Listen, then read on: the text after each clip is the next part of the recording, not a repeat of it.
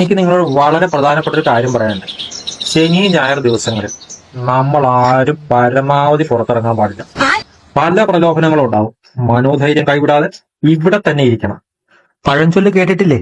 ഞായറാഴ്ച പുറത്തിറങ്ങിയാൽ തിങ്കളാഴ്ച കാണില്ല. ദേ ദേ ദേ ദേ കൊലച്ചോറ് തരാൻ തള്ള വിളിക്കാണ്, അനങ്ങരുത്. അല്ലേ മേളിലിരിക്കുവാന്നോ? ഇറങ്ങി വാ മക്കളെ. ശ്രദ്ധിക്കണ്ട ശ്രദ്ധിക്കണ്ട. നല്ല അരിയുണ്ട് മക്കളെ. ഭാരത് റൈസാ. ഇറങ്ങി വാ മക്കളെ. ആ നിന്റെ തന്തയ്ക്ക് കൊണ്ട് കൊടു. ആരൊക്കെ ഇഷ്ടപ്പെട്ടു? ആ കേരിയുണ്ട് മക്കളെ. കേറി. ഇന്നലെ അമ്മ റേഷൻ കടയിൽ നിന്ന് മേടിച്ചോണ്ട് വന്നതാ. ആ അത് അണ്ണന് തന്നെ പുഴുങ്ങിക്കൊടു. മാറ്റി പിടിക്കാം. ബിരിയാണി അരിയുണ്ട് മക്കളെ. ബിരിയാണി അരി. ചേട്ടാ അതെ ബിരിയാണി അരി ഉണ്ടെന്ന്. നല്ല നീളമുള്ള അരിയാ. ചെന്നാലോ? ചെന്ന് കയറി കൊടു. അവരിതിനെ വറുത്ത് പോരും. എന്റെ പെങ്കൊച്ചെ, ആ അരി വേവിച്ച് അതിന്റെ ഇടയിൽ നമ്മളെ പുഴുങ്ങി വെക്കുമ്പോഴാണ് അത് ബിരിയാണി ആകുന്നത്. ബിരിയാണി എന്ന് കേൾക്കുമ്പോ അല്ലാണ്ട് അങ്ങ് തുള്ളണ്ട. ഇനിയിപ്പോ ഈസ്റ്ററും പെരുന്നാളും വരുന്നുണ്ട്. അടുത്ത ദിവസങ്ങൾ നമ്മൾ വളരെ ജാഗ്രത പാലിക്കണം.